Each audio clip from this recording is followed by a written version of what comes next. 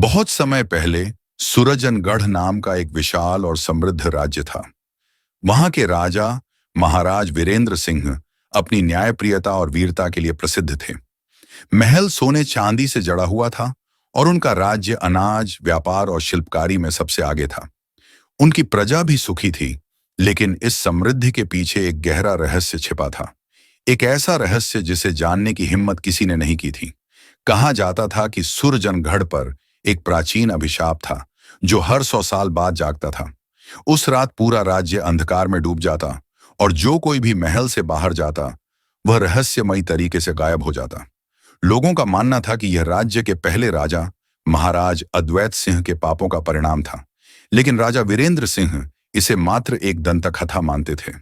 महल के बुजुर्ग राजगुरु आचार्य सोमदेव इस अभिशाप के बारे में कई बार राजा को आगाह कर चुके थे। उन्होंने राजा से कहा था, राजन, जो दिखता है वह पूरा सत्य नहीं होता। इस राज्य में कुछ ऐसा छुपा है जिसे जानना हर किसी के बस की बात नहीं। लेकिन राजा ने हमेशा इसे अनदेखा किया। परंतु वह रात जो हर 100 साल में एक बार आती थी, अब बस कुछ दिनों की दूरी पर थी। राज्य में धीरे धीरे अजीब घटनाएं घटने लगीं। रात के समय जंगल से अजीबोगरीब आवाजें आने लगीं।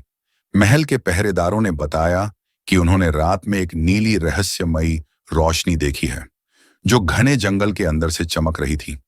ये वही रोशनी थी जिसे देखने वाले कभी लौटकर नहीं आते थे। राजा वीरेंद्र सिंह के मन में जिज्ञासा जागी। उन्होंने अपने सेनापति विक्रम और राजगुरु सोमदेव के साथ जंगल की ओर जाने का फैसला किया। जैसे ही वे जंगल के भीतर बढ़े, चारों ओर सन्नाटा छा गया। हवा में एक अजीब सी ठंडक थी और हर पेड़ ऐसा लग रहा था मानो वह किसी पुराने रहस्य को छुपा रहा हो। अचानक उन्होंने एक पुरानी पत्थर की दीवार देखी, जिसके बीच में एक विशाल द्वार था। इस द्वार पर अजीब अजीब चिन्ह बने हुए थे। सेनापति विक्रम ने कहा, महाराज, मैंने अपने जीवन में ऐसा द्वार पहले कभी नहीं देखा। यह जरूर किसी गुप्त स्थान का द्वार होगा। राजगुरु सोमदेव ने द्वार की ओर देखा और बोले, यह वही अभिशप्त द्वार है जिसके बारे में शास्त्रों में लिखा है। राजा ने पूछा, क्या यह वही स्थान है जहां हमारा राज्य शापित हुआ था? राजगुरु ने सिर हिलाते हुए कहा, हाँ महाराज, यही वह स्थान है। यह द्वार पिछले 1000 वर्षों से बंद है। कहते हैं कि यह द्वार तभी खुलता है जब कोई शाही खून इसे छूता है, लेकिन जो इसे खोलेगा उसे सत्य का सामना करना होगा। राजा ने बिना समय गंवाए अपनी तलवार उठाई और द्वार को छू दिया। जैसे ही उनका हाथ द्वार पर पड़ा, दरवाजा जोर से हिलने लगा और एक तेज गर्जना के साथ खुल गया। अंदर अंधेरा था, लेकिन जैसे ही उन्होंने कदम बढ़ाया, दीवारों पर जलते हुए दीप अपने आप जल उठे। भीतर एक विशाल कक्ष था, जिसके मध्य में एक सिंहासन रखा हुआ था। सिंहासन पर एक व्यक्ति की कंकाल जैसी आकृति बैठी थी। जैसे ही राजा उसके करीब पहुंचे, वह आकृति बोल उठी, तुमने अभिशप्त द्वार खोल दिया है, अब तुम्हारा अंत निश्चित है। राजा घबरा गए, लेकिन उन्होंने हिम्मत नहीं हारी। उन्होंने अपनी तलवार उठाई और कहा, तुम कौन हो? वह आकृति हंसी और बोली, मैं महाराज अद्वैत सिंह हूं, जिसे अमरत्व का वरदान मिला था, लेकिन उसकी कीमत मेरे राज्य ने चुकाई। राजा और उनके साथ आए लोग स्तब्ध रह गए। सेनापति विक्रम ने कहा, यह असंभव है। महाराज अद्वैत सिंह तो सैकड़ों साल पहले गुम हो गए थे।